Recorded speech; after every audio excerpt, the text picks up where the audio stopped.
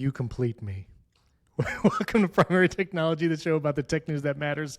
This week, iOS 26 Beta 4 is out, and the glass is back. Also, OpenAI's ChatGPT Agent, that's what was announced last week after we recorded. Sonos named a new CEO. Apple sues Jon Prosser. We're going to talk about that. And I have lots of thoughts about AI browsers.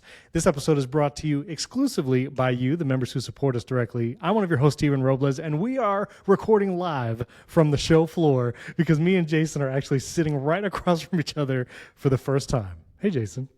Well, and by the show floor, you mean the back conference room of a Courtyard by Marriott. It's so weird if we actually look at each other in the eyes, and so I don't know if we're ever going to do it. Jason's not even doing it. It's like crossing the. It's like Ghostbusters crossing the street. Crossing the street. You can't do it.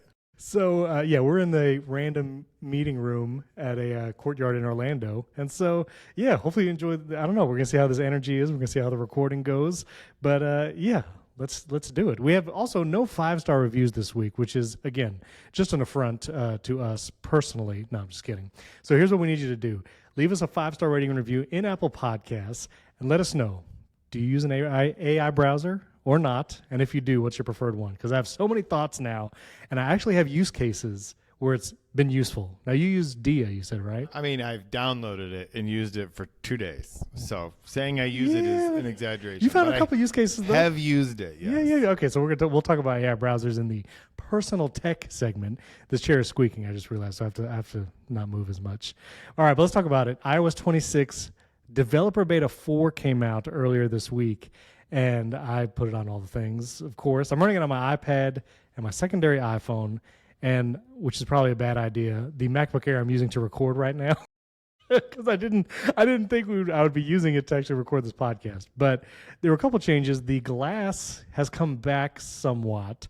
So Beta 3, the glass became more opaque, trying to help visibility and all that kind of stuff. And now it's more glassy again. I keep returning to the iOS 7 example of how it started out super hairline thin, and then it got thicker over the summer during the betas. But I don't ever remember waffling like this, where Apple made it more opaque and then rolled it back to be more transparent. I don't know. Is this the most they've responded to X feedback? So, okay, this is. I just had a realization. This is going to be. It's really hard for me to yell at Steven when we're sitting across the table from each other, because it's going to echo. Or tell him I don't care, because he's sitting right there. That's fine. You can tell me you don't care. Makes for a good podcast. No, it's not that I don't care. I just think that it's also possible to read a lot into changes of a beta, and there is a reason that Apple is really clear. Please don't review the betas. It's because they're betas, and these betas are just for developers to figure out how do APIs work in their apps, and how will this new interface look in their app if they adopt these, Swift UI or whatever. I'm not a developer. I don't even know. But I think that it's almost, it feels like they dialed it in and they realized it was going to be counterproductive for people trying to build apps. And so they're like, okay, hang on, let's just switch it. And then I think we believe that the public beta should be out this week. In fact, probably by the time you listen to this, there's a good chance that that'll be available. And so what we're seeing in beta 4 is probably the first thing that the public will see. So it is more liquid glassy, but I just don't know. It definitely seemed like the first change they made, where they basically eliminated all the liquid glass, was a response. But I don't think it was people mad, change it, and then people mad, we changed it, change it back. I don't think that that's what's happening. I think it's more of a, we need to just make this so that developers will use it, and then we'll dial it in. But yeah, it does seem like a lot of changes. I am curious how the third-party app story will be this fall. New iPhone, iOS 26. I know even now, using my iPad, I'll jump between Ferrite to edit the podcast and jump between liquid glass Apple apps. And it is a stark difference. It's pretty jarring, the UI differences. So, okay. Echo cancellation's off for the two of us. And a couple other updates, the notification summaries, which, didn't you write a whole article about this? About the Apple Intelligence? Yeah, they're bad. They're real bad. Well, they're back, Jason. They're back with a huge warning of don't trust these. Verify the actual information. It's just okay, fine. I don't know. Are you glad they brought him back? Well, I think that, so we're here. The reason we're in Orlando in a Courtyard by Marriott back room, which I appreciate they put us as far away from people as possible, so it'll be hopefully quiet, is because our daughter's playing in a soccer tournament here, and for some reason Orlando is the only place you can do a soccer tournament with this many people in July. It seems ridiculous. But so we have like a WhatsApp group for all the people, all the parents and everything. And it summarizes those. And it, one of them, I don't know what the combination of messages is at this point, but the summary simply said, too tired to continue, not going to go on, or something like that. And I'm like, I can't go on. Is this like, what's wrong? It's very disturbing when you see that in a group chat for a soccer tournament. So yeah, I don't know what they're doing. I forget. Do you leave summaries on for everything, for like your messages and emails and stuff, or did you turn all those off? I don't have notifications on for my emails, so I don't get summaries of emails. Sure, but like text for messages? text messages, I think I do have it on, and then that's basically the only thing I think I get. So like WhatsApp and messages, it's fine. I pretty much ignore them. I don't care. I will say I only get mail notifications for VIP, so just very specific senders, and I do get those on my lock screen. I have summaries turned on for those and text messages. And I do like the mail one sometimes because, especially if it's a VIP, it's nice to know like what it's about. And I was working on some videos recently, and I got an email from the person who I sent the videos to, and the summary was just like, videos approved. And I opened the email, and it was a much lengthier email, but it was basically like, yeah, okay, well, that's great. I was glad I got to know that right on the lock screen. And the last thing, there's actually more options for the unknown callers. So, they're going to have the call screening is the new feature in iOS 26. But previously, there was like one option for just screen all the calls. But now you can either say never, like don't even show me unknown callers, which is kind of like what the current setting is in iOS 18, the silence unknown callers. There's the ask the reason for calling. So it'll send them to that call screening option. And then there's the silence one. So it'll be silenced, but they get sent to voicemail and all that kind of stuff. I think the never don't even get to leave a voicemail. I think it just shows the numbers in the missed calls list, but there's actually no option to leave a voicemail. And yeah, that's the kind of phone calls I want. I don't want any phone calls. That's what I'm saying. Unable. The ask reason for calling. I just imagine that someone calls and it's, why are you calling Jason? You know he doesn't want to. If you are calling Jason, it's clear you don't know him because he does not want to talk to you. So you're spam. By definition, you're spam. So I think I'm going to do the ask reason for calling, obviously, because I want to try the call screening. But so public beta should be out. Probably if you're listening to this on the day it drops, as you should, it's probably going to be available today. So keep an eye out. I have a video that talks about 100 features of iOS 26, Jason. 100 features. It's very thorough. I got to be honest, I'm probably not going to watch that one right now because I'm on vacation. You're on vacation. That's totally fine. It is 30 minutes. It is a 30-minute video. But everyone else should watch it beginning to end. Okay. Apple announced AppleCare One. It should also be available today. I think it's the U.S. only. I was reading the newsroom article, and it talked about U.S. So Yep, customers in the U.S. can sign up for AppleCare One. So I know someone on social media was asking me it's U.S. only. So what this is, you can bundle your AppleCare plans. And I like to take credit for this because I released a video about every subscription I pay for on my iPhone. And there are many AppleCare ones, which I like Dan Morin on Mastodon. Dan Morin, famously of Jeopardy fame, but also of Six Colors and various podcasts. He was like, how do you pay for so many? And it's like, if you have multiple kids with multiple devices, I mean, you have probably a lot of AppleCare One things, right? A lot of AppleCare. A lot of AppleCare. And every month my wife's like, why did we get charged $3.99 6 times? It's like, well, we have watches. Well, right. Well, now this might solve it. So AppleCare One, you can bundle it. So 3 devices is going to be $20 a month. So that could be your iPhone, your Apple Watch, maybe your AirPods, something like that. And you can add additional devices for $6 a month. And it seemed like if you go to the AppleCare website, so I'll put these links in the show notes, there is like this device picker where you can actually see, what are the plans for Apple Vision Pro. And so you can actually do Apple Vision Pro, iPhone, and AirPods for $20 a month, which is actually $5 less than just the Vision Pro. So if you have a Vision Pro, I feel like you're going to immediately save money because that's like a $20 plus or some discount for it. But then I guess it depends on the model too. So it's model pricing. But also like iPad, you can do like iPad, iPhone, and AirPods. And like I said, I have AppleCare on many things. So I'm curious. Hopefully they just do an easy calculator. Oh, wait a minute. How's it going? I knew that was going to happen at some point.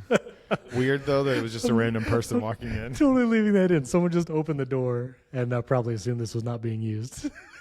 They were supposed to put. They asked me what name they should put on the door, and I for real told them Primary Technology, but that's it is not what on the door. Yeah, I just that's why the podcast just stopped because someone was walking in. Should I do this live, Jason? I think I'm probably going to dox myself, but I'm gonna try and get coverage, and let's see if it'll actually. I was hoping it would just tell me like pricing. Will you just tell me like how much I'm going to save? I mean, it's gonna be $19.99 a month till cancel. But if I add all the devices currently in my plan, oh, look at this. Okay. But here, hold on. There's two things about this I think that are really worth mentioning. One is you can add products that are up to 4 years old, even if they don't currently have AppleCare. I think you have to take them into an Apple store because it does say they have to be in good condition. Order, yeah. So I'm wondering if you actually have to have them looked at in order to do that. But I think this is actually really smart because this is a thing that Apple rolled out 3 years ago with what they call business essentials, which is for businesses. So like if you have an employee and you hand them a laptop and an iPhone, or a laptop, an iPhone, and an iPad, or some combination of those devices, you could put them on business essentials, and it comes with what they called AppleCare Plus. And well, that's not a new name, but like it comes with AppleCare Plus for up to 3 devices, and you get 2 repair credits a year for that. And so it made it really easy to like just manage devices for employers, and that you could use them for things like damaged iPhone screens or replacing a logic board. It doesn't matter. Like you get 2 of those credits a year. The credits thing I don't think is the same with the personal. I think that those rules are the same as they were before, which is essentially as long as you keep paying for it, they'll just keep repairing them with the $29 copay or whatever they call it, deductible. But this makes total sense. Like it always perplexed me a little bit. Like why do they do this for businesses? They know that people have all these devices. And the chances of me breaking all 3 of the devices I might put on here are pretty slim, right? But it does make a lot of sense. But what do you do, Stephen, if you have like a watch, an iPhone, a Mac, and we're gonna do it? We're iPad? gonna do it live right now because I just clicked the Get Coverage button on the AppleCare website, and it opens settings on your Mac. So I guess you can't do it. I guess because that's where all your devices are. And this shows all the devices signed in for me. It says your devices are eligible for an AppleCare plan. I can only select one for some reason. I don't know why. So let's just try Apple Vision Pro. Let's just see what happens. I'm going to tap continue. My iPhone is not there, and I wonder if it's because I'm on the iPhone upgrade program, and that has AppleCare built in. So I didn't see that one. I also did not see my family devices. So this is giving me a little AppleCare, what it's about. I know what it's about. Okay, so it recommends the $20 a month AppleCare One, and then save up to $22 a month when you protect Apple Vision Pro and the M4 iPad Pro and MacBook Air. So I can cover those 3 devices for $20 a month, where I was just covering my Apple Vision Pro for $25 a month. So that's pretty good. I don't have AppleCare on my Vision Pro because it's not actually mine. Well, you don't take it anywhere. It does not leave my office. You didn't take it on this trip, right? True. No, it's See, not. exactly. I'm going to do upgrade coverage, Jason. We're going to see what happens. I had to pack 6 children, an ox, 3 mules, and like a bunch of clothes. It was too much. Now this is going to dox me, so I'm going to have to let me stop sharing my screen, and I'll have to cover that up. But it's asking me to sign in.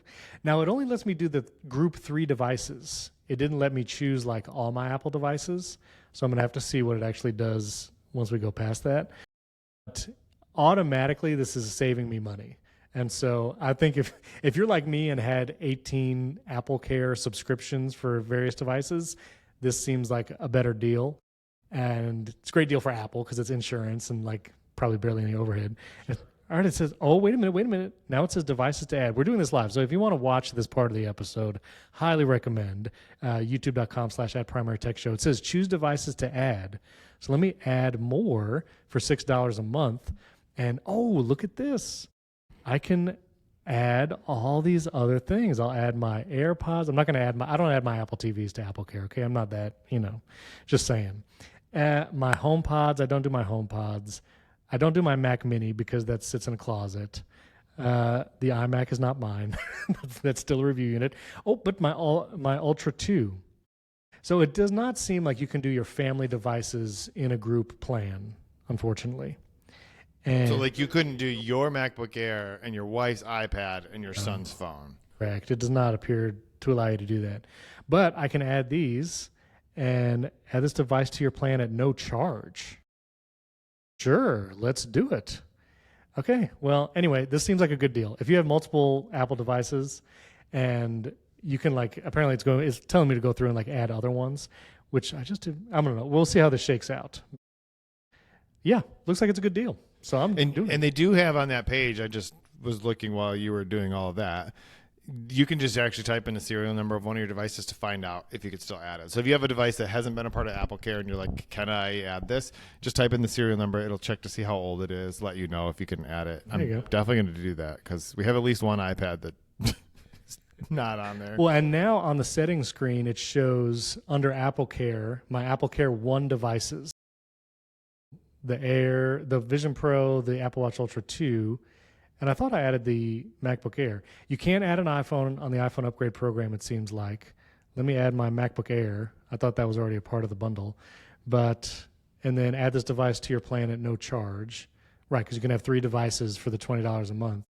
So that's the deal right there. Look at that. I got my MacBook Air, Apple Vision Pro, Apple Watch Ultra 2 in one plan for $20 a month. And then I can add other devices if I wanted to. This is a great deal. Sold.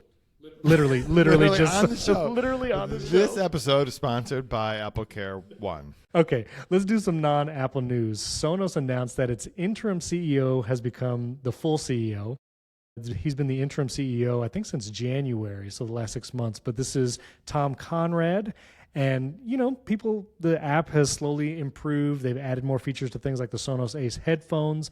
And so he's now official CEO long-term and makes promises about customer satisfaction and all that. So, I don't know. Hopefully we'll see a new Sonos going forward. I mean, maybe. We'll see. I mean, we'll see. He does. I mean, his message he posted was basically like, yeah, we know it was bad. Thanks for the feedback. We're going to try to fix it. Because, the previous CEO lost his job basically because the app was bad. Right. They made an app. It's worth mentioning, this is still one of the biggest boondoggles because Sonos owned the music, the home music speaker high-end audio, thing. yeah. There might be some people that take issue with the high end. I'm not talking about Marantz and all those. Yeah, but yeah, they're not the Louis Vuitton of music. They're like Leo Skeppy's not talking about Sonos anyway. They're like, do you know who that is, by the way? Do you know who Leo Skeppy is? No. Your kids have not introduced you to him? I don't know who that Okay, is. never mind. Forget I ever said Sorry, it. that reference went over my head. Okay, good. I did get the movie reference though, by the way. You didn't ask, but it was Jerry Maguire. Okay, yeah, thank you. I looked at you as I said it, but you weren't looking at me. It was terrifying. I couldn't make eye contact. But anyway, and so they appointed Tom Conrad, who was their chief product officer at the time, and previously was, I think, CEO of Pandora. So this guy knows music at least. And so I'm optimistic. He's got a period of time now where he has a lot of experience at the company, and he's now been made the permanent CEO, so he can actually do some of the things that maybe he thinks they need to do. Sonos is a great brand, though. Right? Yeah, absolutely. Their brand is high-end home audio kind of thing, and so high-end wireless syncing home. There's a lot of qualifiers. There's a lot of but the point is, they have this brand, and they probably can still salvage it if they do some of the right things. And it does seem like Tom Conrad is interested in doing those right things. Yeah. So I still love my Sonos stuff. I never use the app because all my Sonoses are home theater setups. So I just watch stuff on the TV. But sometimes I'll play stuff. And AirPlay works great for Sonos still. So yeah, and I mean they still work better than HomePods, and I love my HomePods. I don't understand people. Do your HomePods still work? Do you actually still have first or second gen HomePods? My kids have first gen big HomePods. Okay, and they repeatedly tell me how bad they are. Really? Because we have 2 first gen HomePods that are our main speakers for the Apple TV, which is connected to our main, LG G3 or whatever, OLED TV. They work flawlessly all the time. They never now. We don't let them listen to us. They don't respond to any voice commands. No, hey, dingus. We don't touch them. They literally just play sound from the Apple TV, and they work every time. But I do hear a lot of people saying that theirs don't even do that, so I'm a little bit nervous. I think your mileage may vary. I know I have 3 original HomePods. They're all in my boy's room, and there was one update. I think it was 18.0, where I could never get them to do the update. And ever since then, they've been pretty wonky. And I think my kids will use them to play music once or twice a year just because it's so frustrating, the experience. And it's more so just AirPlayed to it. But the HomePod Mini's been rough too. Do you have HomePod Minis?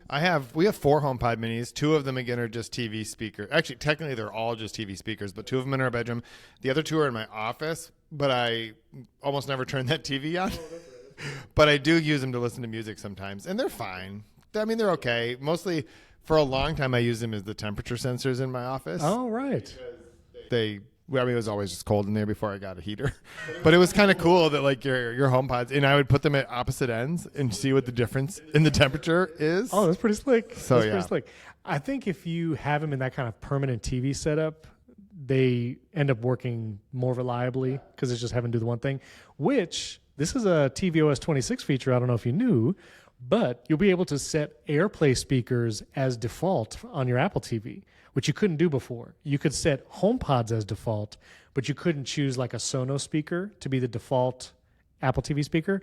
And with tvOS 26, you can. So if you have like a Sonos Arc or Beam, you can say use this as the main Apple TV speaker the whole time.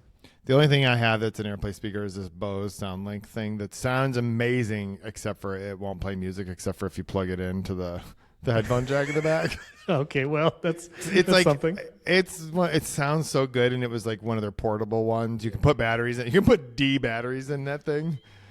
It's not meant to be portable, but it does sound amazing. It's a nice bookshelf speaker, but the AirPlay on it seems to have lost. It'll recognize it, and you go to connect it, and it just never does anything, and then you look over at it and you realize it's like gone to sleep. You're like, I will say for a very long time, I used a pair of Bose bookshelf speakers with an 1/8-inch headphone jack to an Airport Express. The entire time I lived in my old house, which was like 10 years, that was our bedroom TV speaker setup. Apple TV to the Airport Express, which you could, it was set as default. Like I never had to adjust the setting to it. And it worked great. This was our AirPlay speaker for our Apple TV in our living room before we got the HomePods. Okay. And then it moved out to my office, and it's never been the same.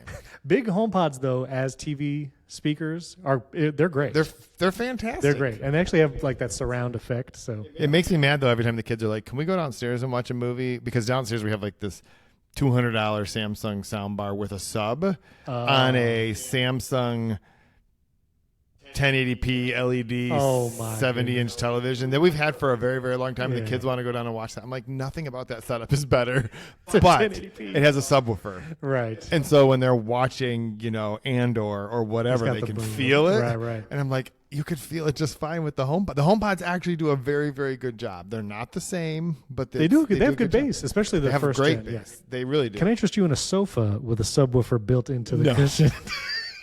There's a video on my channel about that. Okay, moving on. Last week, we pontificated about what OpenAI was going to announce during their live stream on Thursday. I can't believe we were totally wrong, which was, I don't know why we missed this. But OpenAI announced ChatGPT Agent feature. This is supposedly rolling out to ChatGPT Plus and Pro subscribers. I don't have it yet.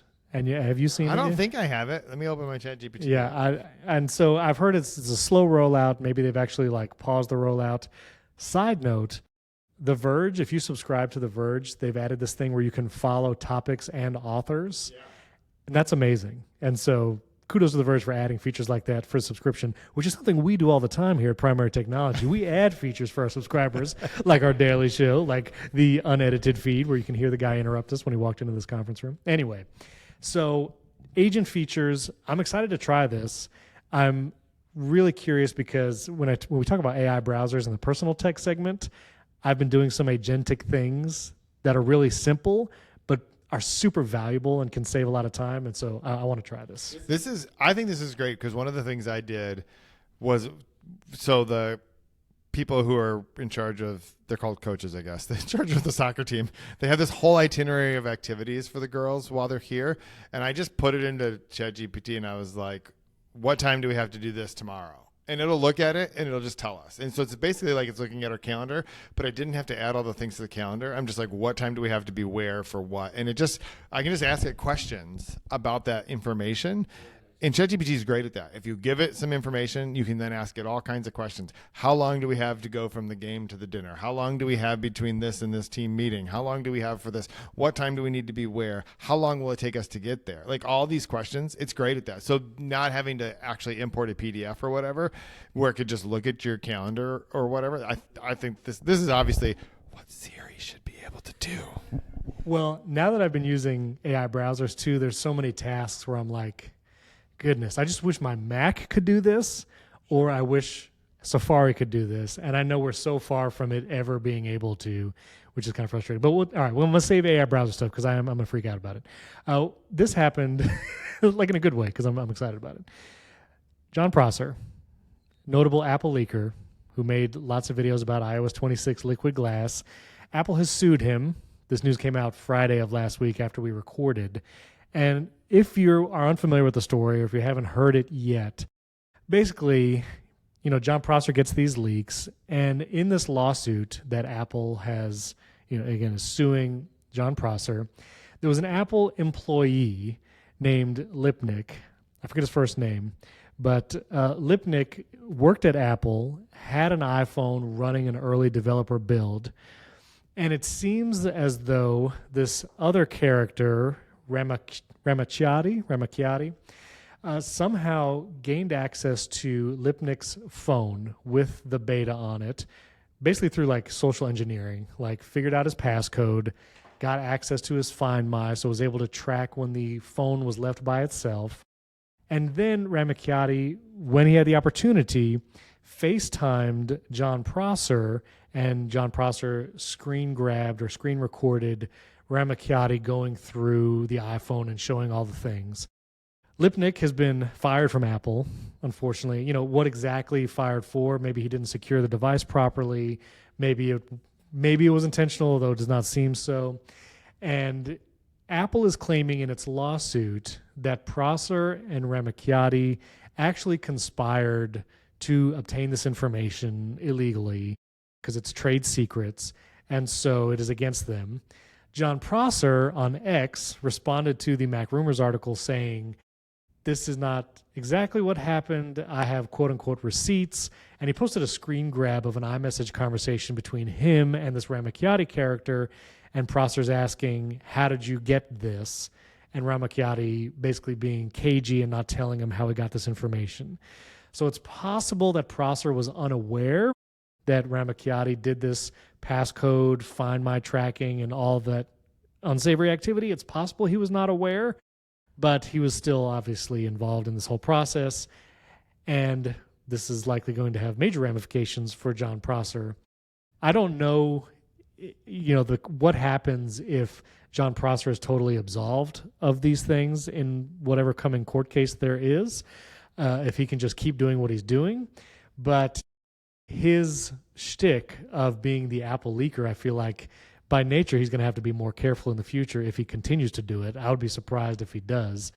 But, the last time there was actually legal action, do you remember if there was legal action in the Gizmodo case with the iPhone 4? Well, I mean, they sent like the SWAT team to his house, but he wasn't charged or sued. I feel like I don't remember. It was I feel like they did some. Apple did some thing to obtain the device and maybe even try to eliminate some of the pictures or data that he had.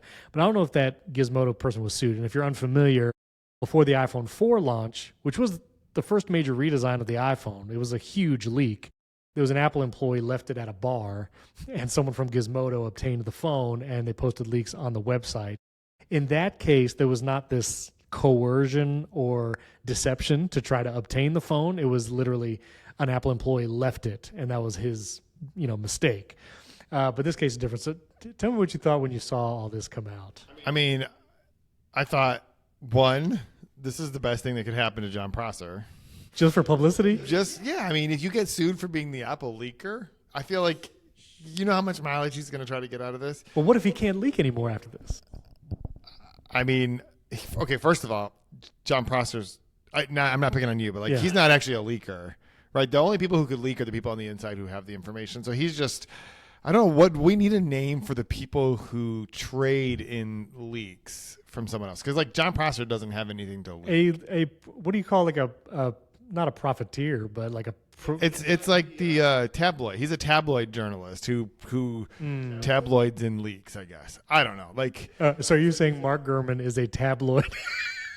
Bloomberg is a tabloid. No, I'm just kidding. I think there's a difference between Gurman and Prosser. Well, okay, well, let's get to that in a second. I want to talk about that. Okay, but okay, I think in this case though, I think the thing Apple wants the most here is to prevent them from sharing any future information that they may have gotten from this. I think that's the main purpose of this lawsuit. I could be wrong. I mean, they're asking for damages, they're asking for judgment, they're asking for other stuff. But one of the things they're asking for is, an order prohibiting them from releasing future or other information. I think that's the thing that they want the most and would probably settle on, as opposed to the actual. Because what are the damages? Like, I don't know. Like the guy that got fired, he got fired because he clearly wasn't following Apple's policies, and I think it says that he didn't report it. So it happened, and then he didn't report it to Apple. So you just get fired because you're not following the policies. I think in Prosser's case, for his reputation, if that's the reputation he wants, I think this is probably good for him because it gives a lot of credibility to what he was reporting. If you report something and you get sued, it's like, see, it was real, obviously. I mean, we already know that some of it was real because we've now seen the actual betas and stuff. Yeah. I don't know. I just think the guy in the middle, that guy, I'm not even going to try to say the name. I think it's pretty clear, like, essentially social engineer to hack. That's probably illegal, could be sued, could actually be charged. The only question is whether or not Jon Prosser was a part of that scheme, whether or not he was like a co-conspirator on that scheme. I think as a general rule, that's probably a thing. As good as being sued by Apple in this case is probably good for his reputation. I just think that that's like a bridge too far, right? Finding an iPhone 4 in a bar and then taking it apart and reporting on it, like, that feels like it's all fair game.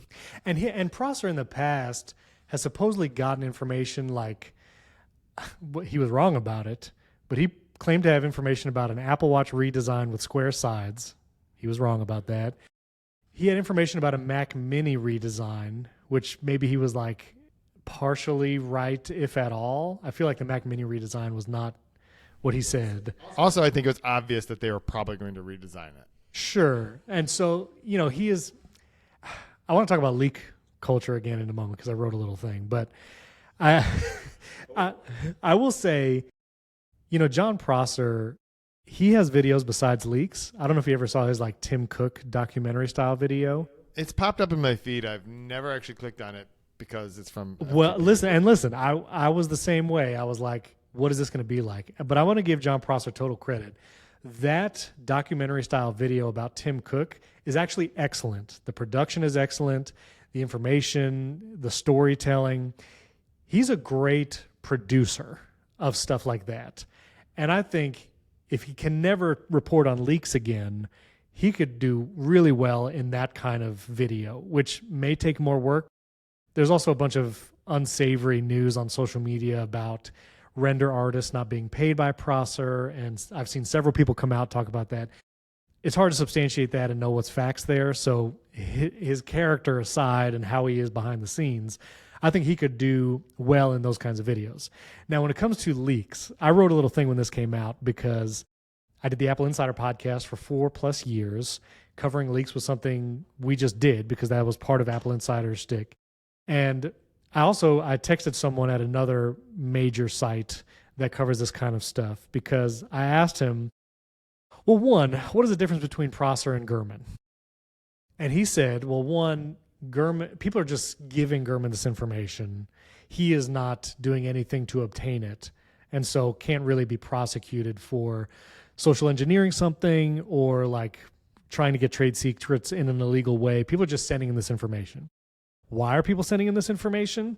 This person I was texting, and I'd be curious if you have any thoughts, but basically like anonymous notoriety that they get to see their leak in a major publication, namely Bloomberg.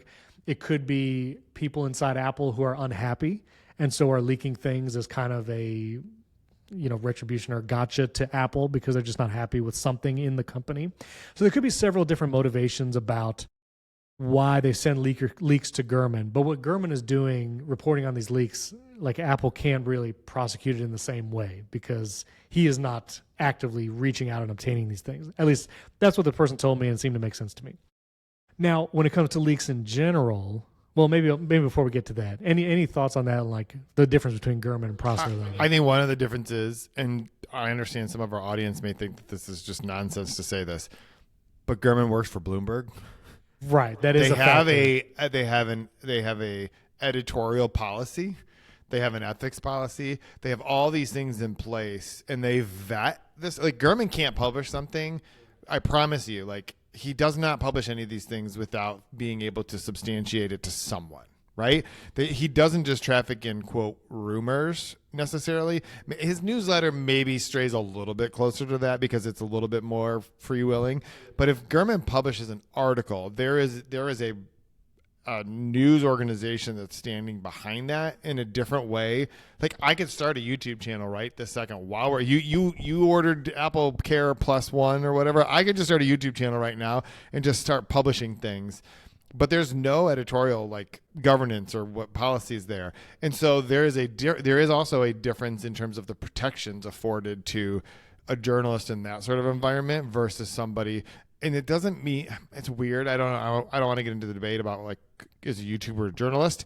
Some perform that function, but being a YouTuber doesn't make you a journalist because you can just publish anything. I do think this case with Prosser specifically might change the dialogue about whether a YouTuber is responsible or is held to a standard different than whatever. A poop poster. I didn't want to say the bad word, but on social media, although there have been X accounts that used to leak stuff. Love to Dream was a prominent leaker on X and had to stop, I think, because of some legal action on Apple's part several years ago. So, but the journalistic thing, Mark Gurman, his sources are named internally. He just never names them in the story. And so like you're saying, I'm sure Bloomberg can say these were the names of the sources and they gave us this information freely, without coercion, without us paying them, whatever. Yeah. And I think that, Gurman's at a point now because of his reputation where people will just give him information. But even if that happens, he still is going to require those people to substantiate what they give him, that kind of thing. And I imagine like, when Gurman wasn't he a 9-to-5 Mac before? I'm sure that he was hustling to get sources, right? Like, and I'm sure he was building those relationships, and once you get a scoop, you get more scoops. Like, I occasionally have people that email me stuff, not anything interesting because I've never published it, and I just don't care enough to do the work to try to substantiate it. It's hard. Like, if somebody just emails you and is like, that this is the thing that's about to happen, it's like, okay, well, can you talk to you? Can you send me something? Can you show me this?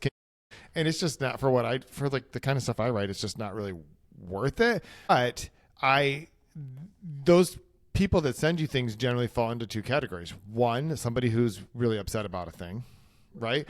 And then secondly, someone who like you kind of called it like anonymous notoriety, which is a weird concept. But I think there are people that just get a thrill of like, I know a thing. And I want the thing I know to get out there, even if I can't take credit for it. I know it was because of me that this got out there. Yeah. Now, leaks in general. So I wrote a thing because at Apple Insider, we did a lot of leaks. It was part of the gig. It's still a part of the culture. I never was really drawn to wanting to report. Well, let me say this. I was drawn to cover more leaks when I was doing Apple Insider because I saw the success that people like Jon Prosser had. Jon Prosser, Sam Cole, people on X who would leak things, like huge following, huge views on YouTube. And like, as you can see from Jon Prosser and Sam Cole's channel, like it draws a big crowd even now, which you would think the leaks would not be as attractive as they are, but for some reason people love to hear and see them. But the problem is your credibility is then based on predicting things in the future, which is not, you're going to have a hit or miss. Even Gurman is not 100% accurate. And Sam Cole's website, Apple Track, he actually started that website as a thing basically to see how accurate leakers are. So even himself and Prosser, and he has Gurman on there, he keeps track of what they predict, what are the leaks, and what actually comes true.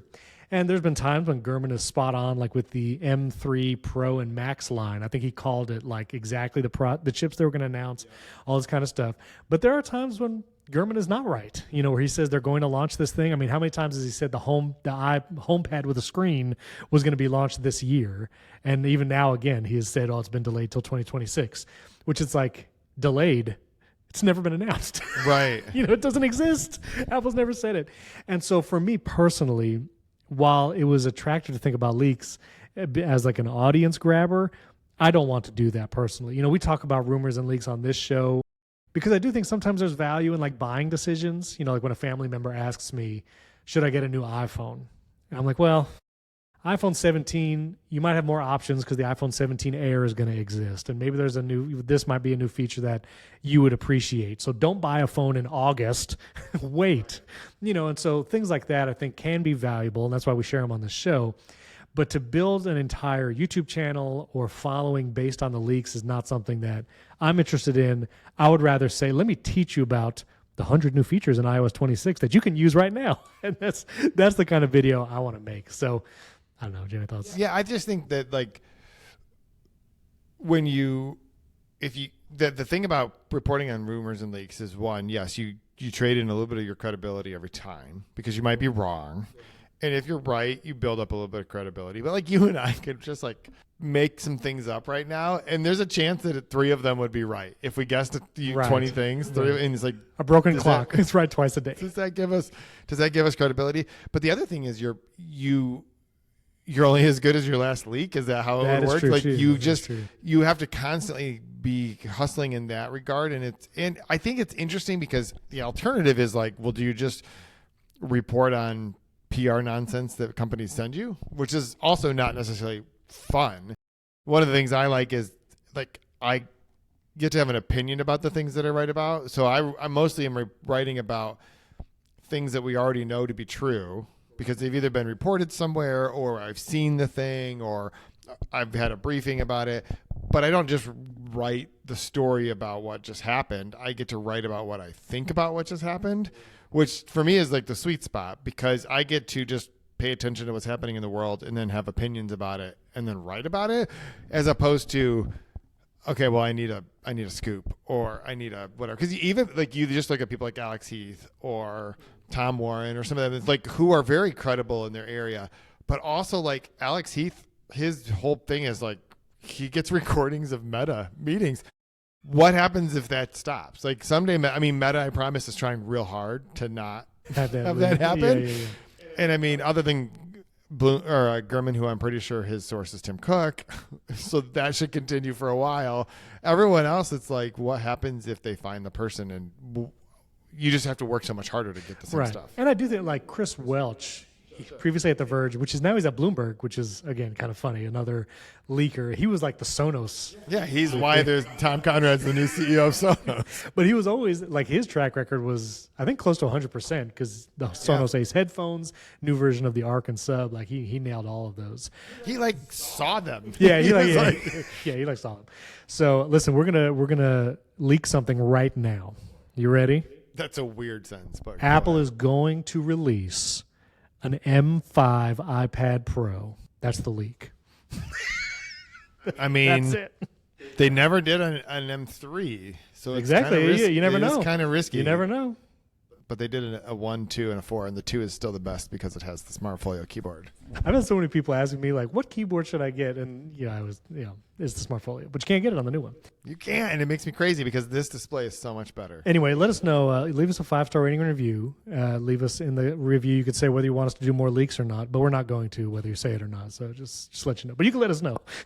If I'm curious, and I'm not immune to it either. If I look at the iPhone 17 models that leak and all that kind of stuff, but it's not, whatever.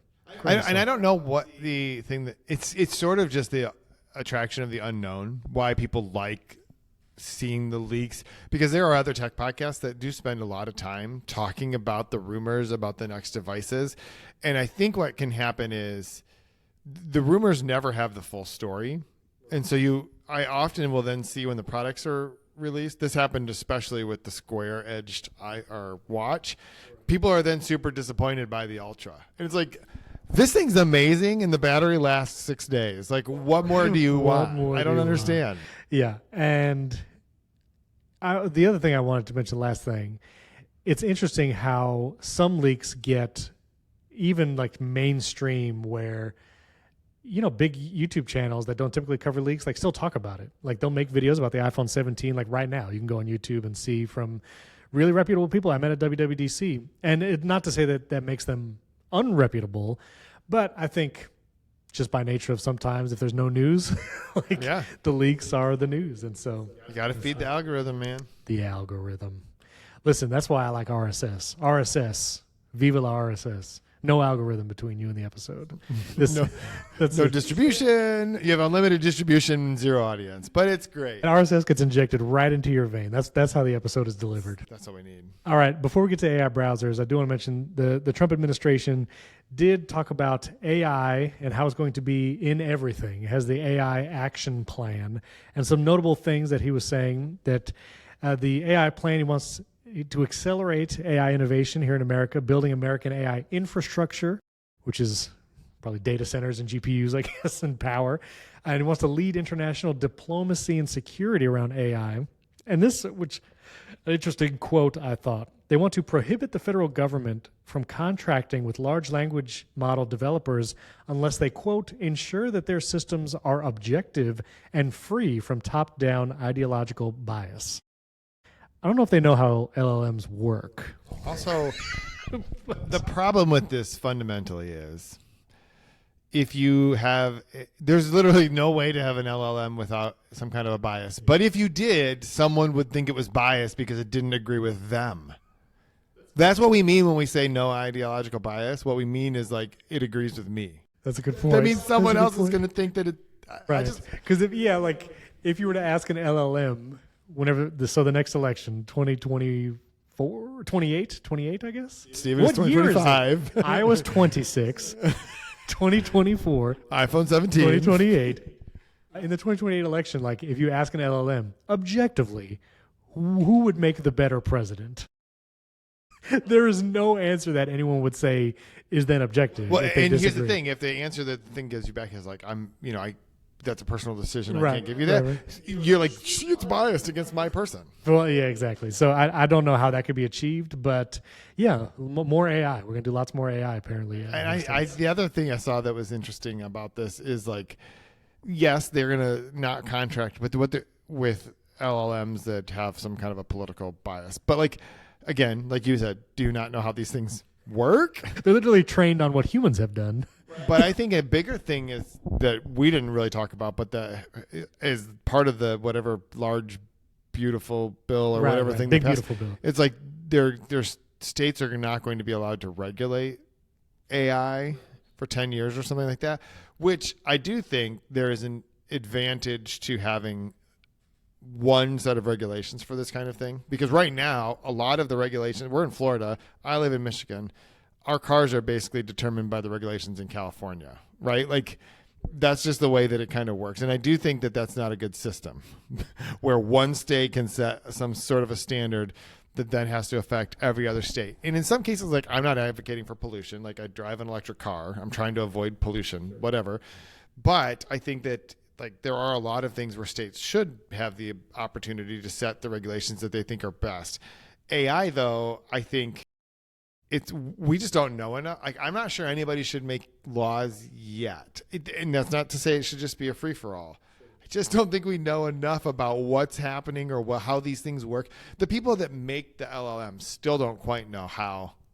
They take a model and it does the thing. Like it's a black box. I don't like. Could Sam Altman explain to me why ChatGPT is able to take that PDF I gave it and tell me how long I have to get from?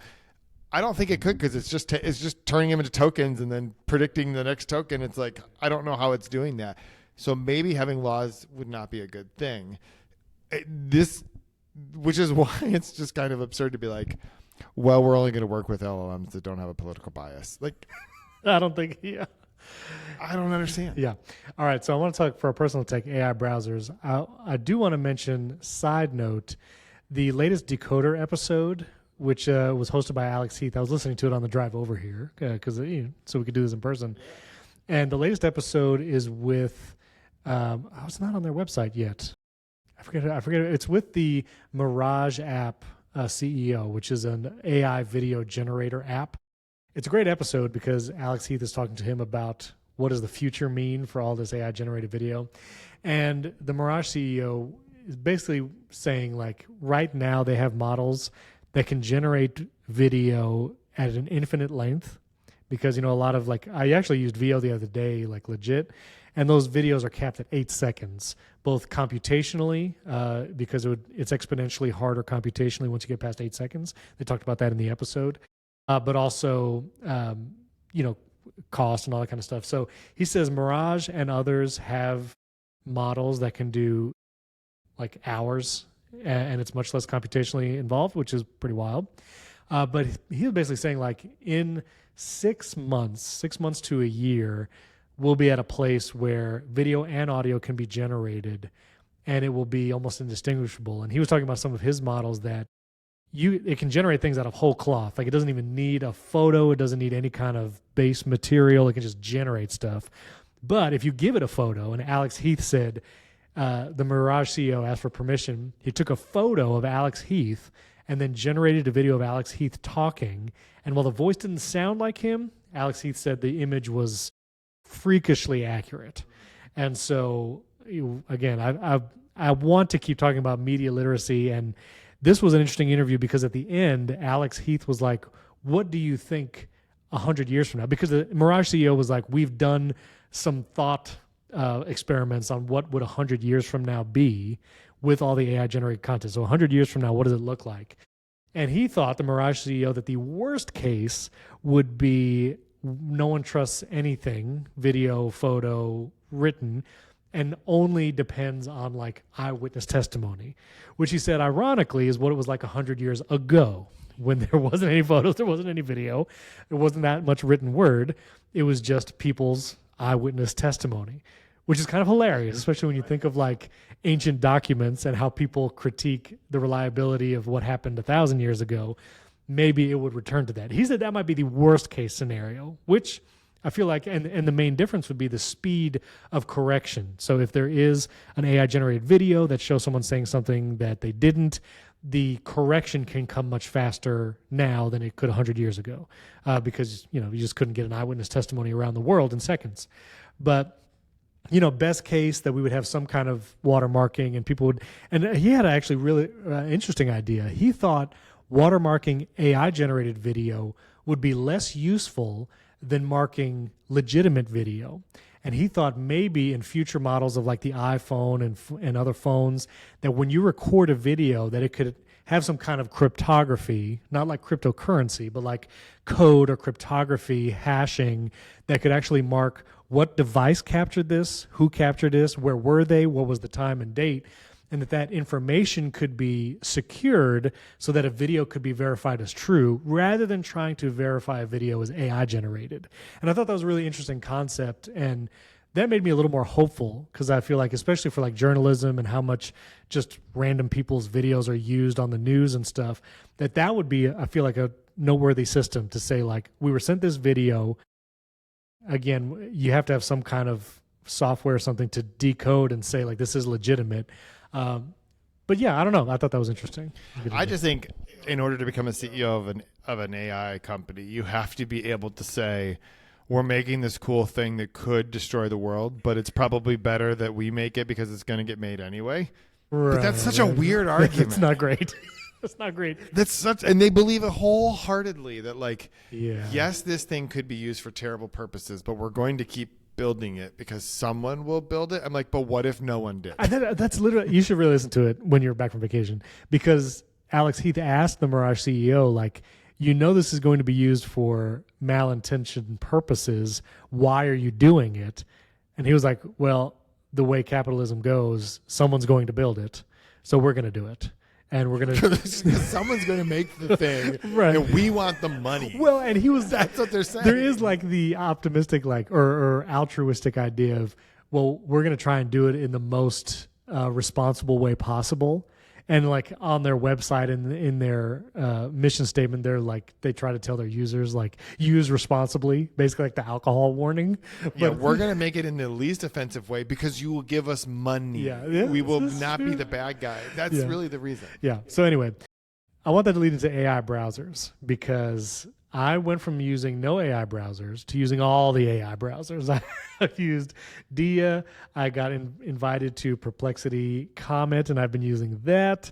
I started paying for Gemini. I was not paying for Gemini previously, and I started because I'm now testing like what works best where. And there is differences in that. But I will just say I am now very bullish on AI browsers and what it can do, especially when it has the agentic component. And I'll be honest, until now, the whole agentic thing, I'll be like, whatever. A computer can poke around on a website to book you a flight, order you DoorDash, great. But then I had one use case that it has become invaluable, and that is this. When I upload the subscriber audio for this podcast or for the daily show, Apple Podcast does not let you upload the audio and just say, publish this when ready. You literally have to sit there, and the processing could be 10 minutes, it could be 20 minutes, you never know. And I personally just have to refresh the page, wait for the little publish button to turn purple, and then click it. Now, Apple could solve this by just saying, publish when done, like every other podcast host does, but it doesn't do it. So I opened Comet, the Perplexity browser, and I said, I logged into the Podcast Connect, I uploaded the audio for the Daily Show, and I told the Comet browser, listen, there's a publish button on this page. It's grayed out. I want you to refresh this page every minute, and then when that button turns purple and becomes clickable, I want you to click it. And I was like, I didn't know if it could do it or not. Jason, it did it. And I don't have to watch it. I could just leave that tab open, do something else, and it refreshed the page every minute. As soon as the button turned purple, it clicked it for me, and I don't have to think about it. And like, that sounds so silly, but there have been days, and if you subscribe and notice this, I apologize. There's been days where I have not published the Daily Show to Apple Podcasts specifically. It happened like twice because I didn't stick around to hit publish. I just forgot. I uploaded it, I hit save, and then I started doing something else, and I forgot to hit publish. And I'm like, this browser can do this mindless task for me and probably be more reliable than me trying to remember to do it. I'm in. And this is how shortcuts is too. People ask, like, I can't get into shortcuts, I don't know how to use it. If you can find one thing that is valuable enough that you do often, that it can do for you, you will figure out you'll use it for that, and then by nature you'll find other things to use it for. And I have been finding it, and it's wild. I love it. Yeah, they wouldn't give me access to comment, and Steven was. I forgot to send him an rationing invite. out his invites to someone else. I forgot to. Fine. I assumed you I mean, had it's access. not like the guy you do a podcast with should be able to experience this, so we can talk about it. Hit him up on X, because honestly, I complained about it on X. I mentioned Perplexity, and somebody at Perplexity DM'd me and gave me an invite. I'm just saying. But so I was using Dia, and so do you remember? I think the first example of this, was Edge. You could talk to Bing, which no one does. You shouldn't use Edge, and you shouldn't talk to Bing. Let's just clear that up. But it has like the little Bing sidebar thing where you could whatever, and no one did that. And now you can have essentially an AI chat. So this isn't necessarily the agent thing you're talking about, but in the Dia browser, and this is the browser company. They had the Arc browser, and they're like, haha, just kidding. We're not going to do that anymore. We're doing a different browser. Why they didn't just call this Arc 2.0 or something, I don't know. Because I don't think they had such a large install base that people would have been confused if they would have added this feature. But I can load a page and just start asking the browser questions about the page. And it'll just do that. I loaded, we use this thing called Parsley, which is how we track traffic and stuff and sources and stuff. And I could just load it and give it 6 months at a time and say, tell me what the top performing articles on this page have in common. Tell me what the top sources that are referring to different types of articles. Which types of articles perform best based on which sources. And it's just giving me all this analysis based on a web page that it's able to look at.